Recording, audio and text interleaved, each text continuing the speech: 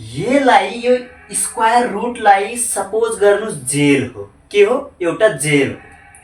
अब एउटा जेलबाट भाग्नको लागि सपोज यिनीहरू के हुन्? कैदी हुन्। के हुन्? कैदी हुन्। यो एउटा जेल हो। जेलभित्र के बसेका छन्? कैदीहरू बसेका छन्।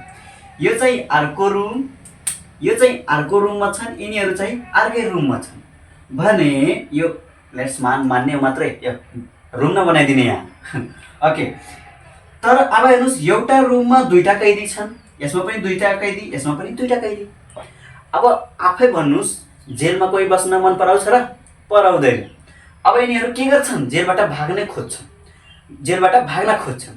अनि भन्नुहोस् जेलबाट भाग्नको लागि एक्लै भाग्न सकिन्छ र?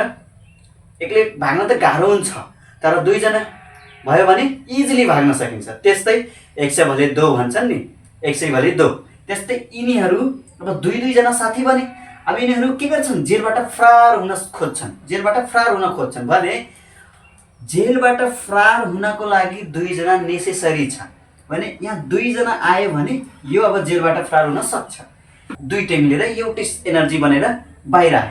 यिनीहरूको पनि दुईटै एनर्जी छ, एउटै एनर्जी बाहिर आउँछ यो जेललाई ब्रेक गरेर। यो पनि मल्टिप्लाइडको फर्ममा 3 आयो। अब हेर्नुहोस् यसलाई पुरै मल्टिप्लाई गर्नु कति आउँछ? 3 2 6 2 12। यही नै हाम्रो के हो?